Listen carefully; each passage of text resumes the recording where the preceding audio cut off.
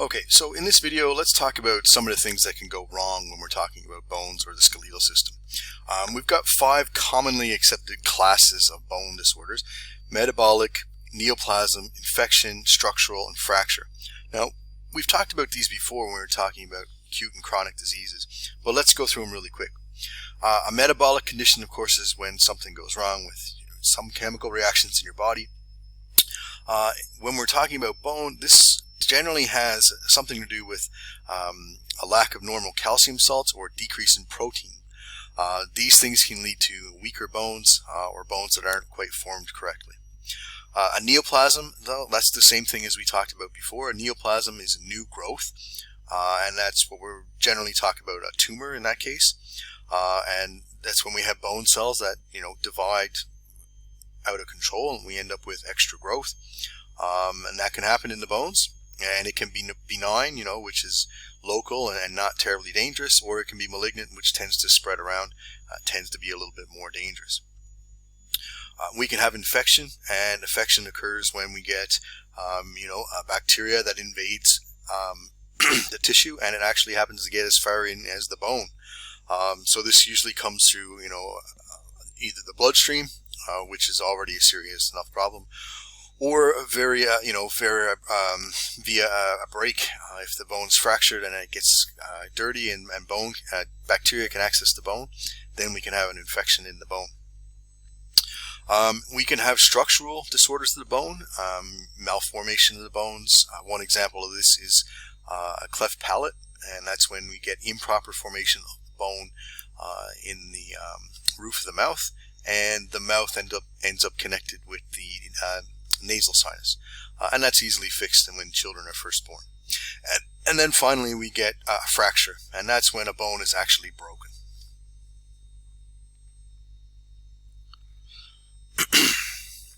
Now, another thing that happens with bone is it changes with age. Okay, as we age, our metabolism gets different, and as a result of that, maybe we're not getting, or sometimes we don't get everything that a bone needs for healthy growth and development.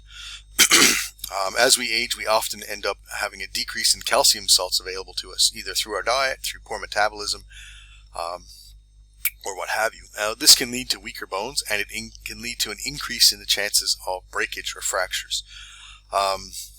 If we have reduction in collagen, for example, which is another protein, this can lead to brittle bones or stiff bones, which again are more susceptible to breaking.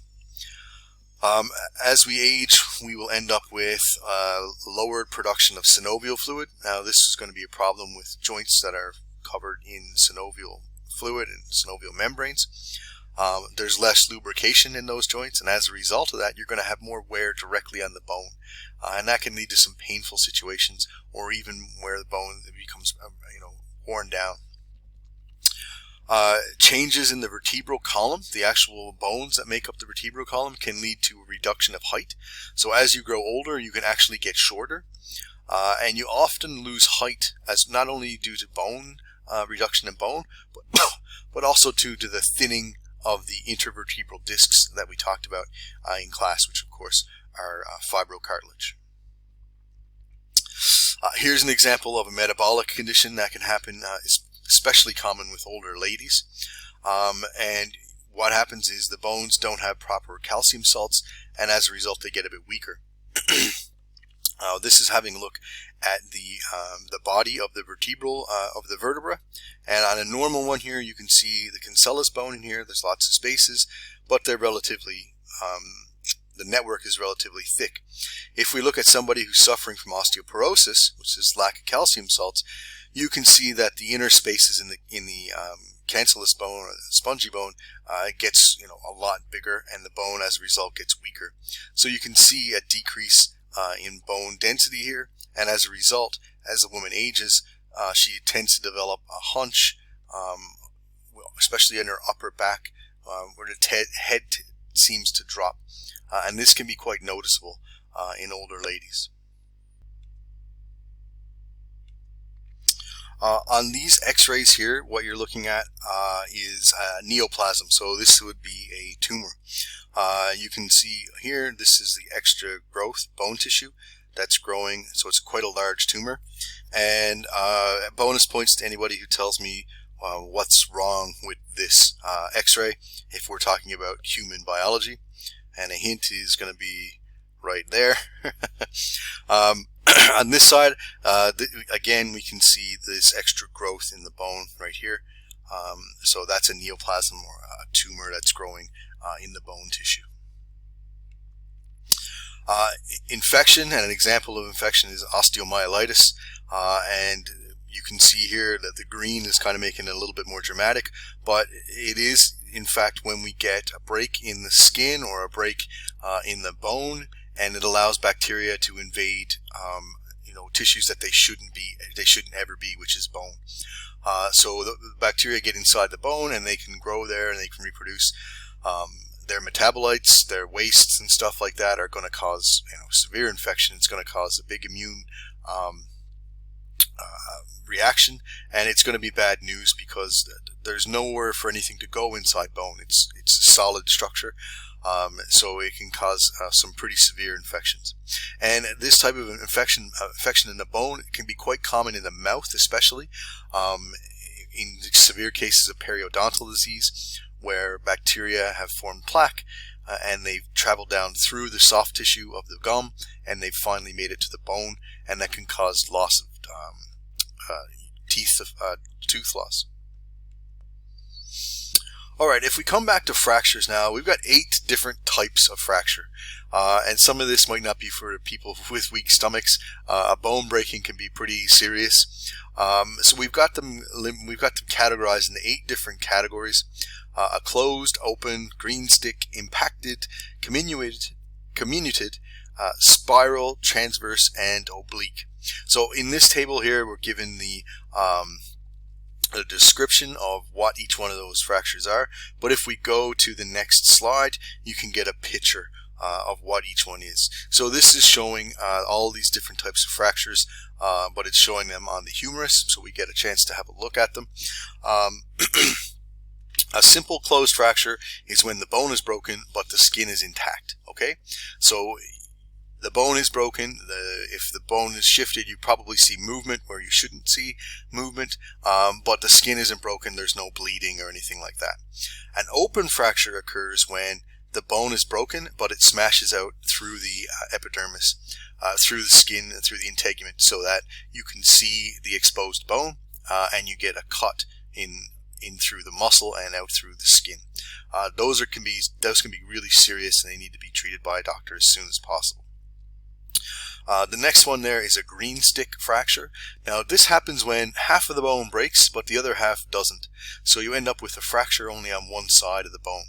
And the best way to think about that is if you take a popsicle stick, and if you fold a popsicle stick, it'll break on the inside or on the outside, but it won't break in half. It'll be still stuck together, but it'll be broken. And that's an example of a green stick fracture. An impacted fracture is when we have forces on the bone coming from a certain direction. It could be from up or down, and the bone buckles under the force and it cracks. This is a type of fracture you'd see if in your legs, if you jumped off a high building, the force of hitting the ground would send forces up into the legs, and depending on how big the force is, it could cause an impacted fracture. So the bone actually gets crushed into itself. A comminuted fracture is when we basically see several fractures in the same area, and what happens then is we get splinters of bone, we get little pieces of bone, and the fracture is usually displaced, so it's not lined up anymore. And generally this type of fracture would have to be set by a doctor under surgery, and you probably require some pins and screws and rods for extra support in that bone. A spiral fracture occurs when the bone is twisted, and you end up with torsion, and it causes the bone to crack, usually on an angle, or it can be spiraled along the axis of the bone. And then the next two, the transverse and oblique fractures, are just talking about exactly how the bone is broken. So a transverse fracture will go right across the axis of the bone, while an oblique one will occur at an angle to the axis of the bone. And those are all different types of fractures.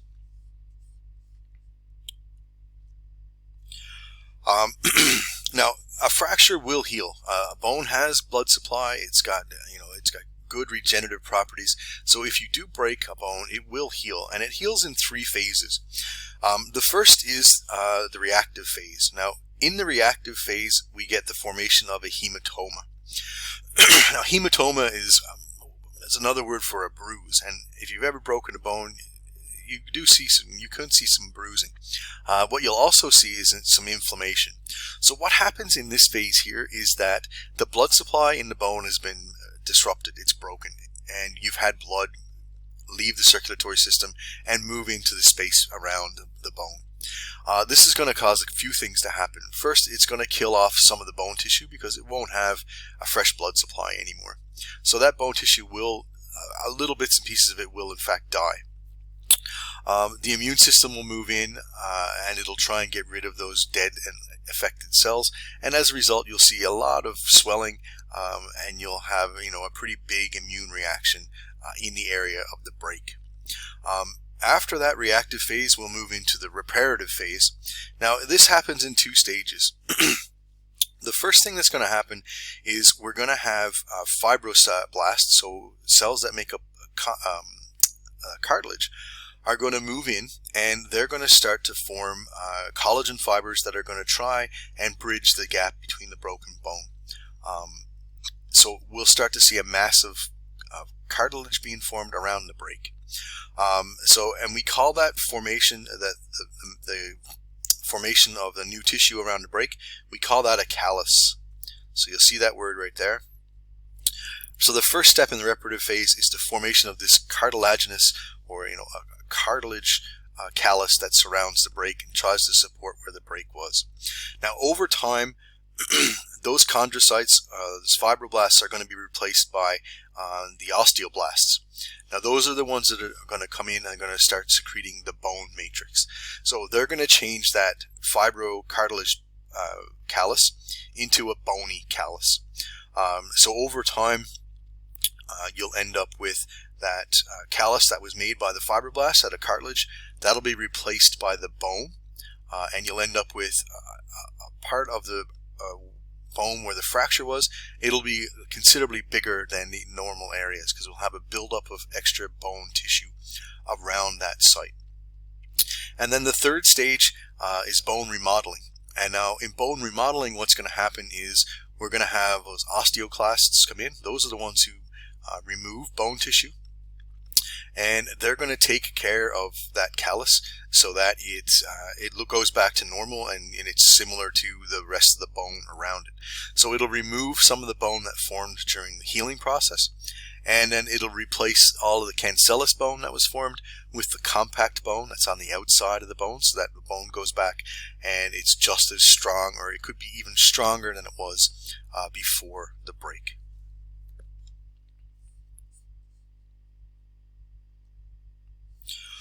All right, let's talk about the spine really quickly.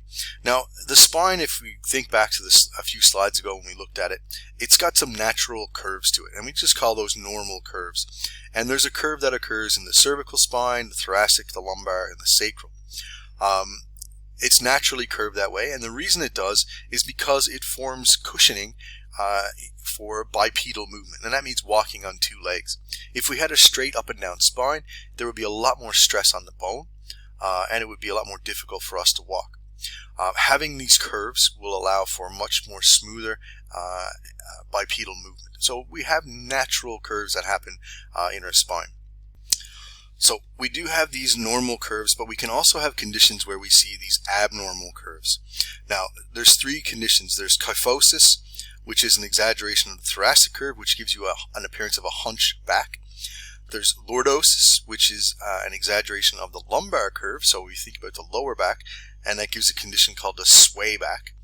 And then we have scoliosis, which is a lateral curve, which will cause the vertebral column to go to the side. So if we have a look at those in the next slide here, you can see kyphosis gives us that hunched back, so the exaggerated curve of the thoracic spine. Lordosis will give you that sway back, which will, as a result of the lumbar spine. And then finally, scoliosis is where we get a lateral curve, so the spine is out of line completely. It doesn't form the main axis.